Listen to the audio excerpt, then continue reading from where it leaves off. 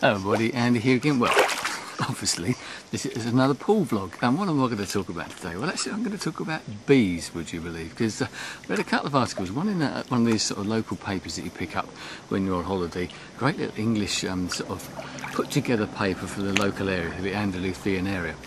And there's an article in there all about bees. And funny enough, I've been reading about this back in England before I came out here. And the problem with bees in the world at the moment, was it colony collapse disorder as they call it. Some people call it apian flu, they're very original, or mad bee disease.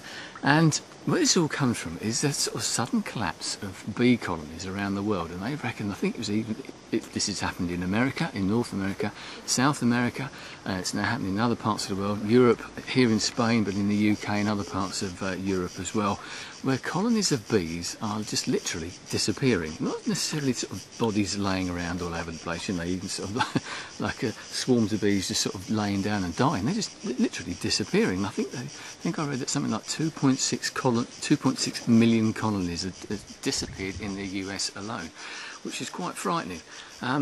You might think, well, apart from honey, what do bees do for us, you know? But the point that is, there's little flies and that's it. Thank you. Einstein, one of these things that Einstein said, and if anybody's going to listen to anything that anybody said, if they're just saying Einstein's a pretty good guy to go for, I think. And apparently he said a long time ago that if the bees die out, within about 4 or 5 years, humanity will follow.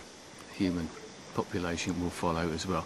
Why is that? Well, because bees are right at the bottom of the food chain. They pollinate something like 80% of every single living plant that we have on the earth. I'm sure there are ways that we could pollinate plants on an industrial scale, but we would never be able to pollinate them in quite the same way that bees do. And bees do it for nothing as well. You've got to remember that as well.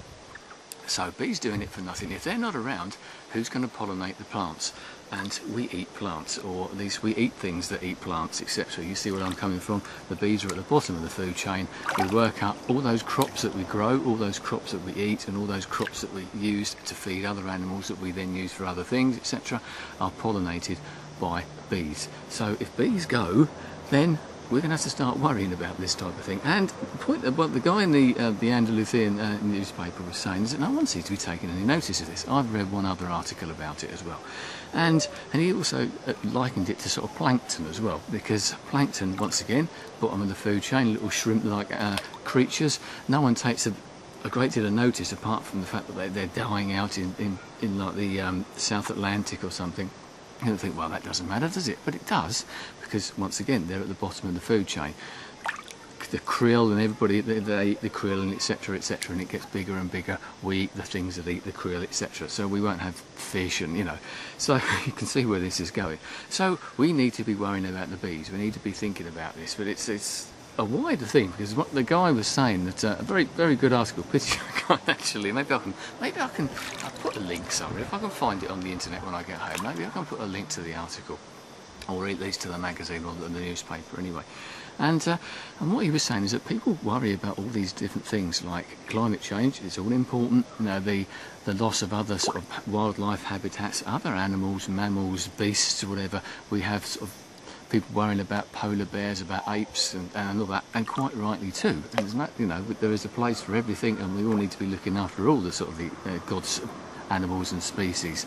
But we tend to forget the little things. You know, we always concentrate on the big projects and always forget those little things, whether it be plankton or whether it be bees. And maybe this is another case, but you know, you sometimes have to look after those little things, because eventually they grow and grow and grow. The problem grows and grows. It might only be a small bee, but the problem could actually be something that changes our lives, yours, mine, and everybody's lives. Hopefully it's not going to get that far. No one seems to know what's actually causing this, which is the problem, and that's the other point that the guy was making, is the fact that no one seems to be doing too much research about it at the moment. We're going on about other things. As I said, the polar bears disappearing, or apes, we're looking at the habitats, we're doing as much as we can, and quite rightly, but they're further up the food chain. We're looking at something that's right down the bottom, and something that we need to be thinking about. I love honey. I've been watching the bees flying around here, which is why I decided to do this vlog anyway, because of that, these little flies. That's something we could do without. Maybe. Bees, yes. Flies, no. Maybe we could start a campaign for that.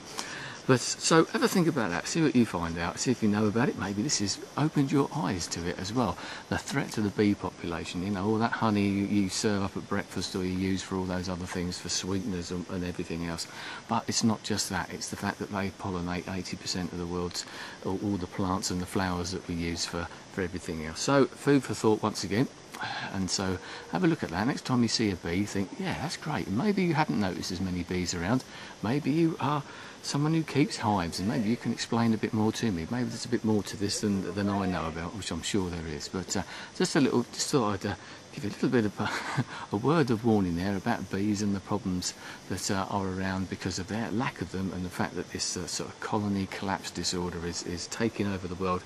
The guy was saying that he reckons it's becoming a bit of a pandemic, which is a word which none of us like to hear, because that usually conjures up sort of death and destruction and loads of horrible things. Anyway, I'll leave it there. I'm going to get back into the pool, I think. So thanks for your time. I'll speak to you again soon. Goodbye.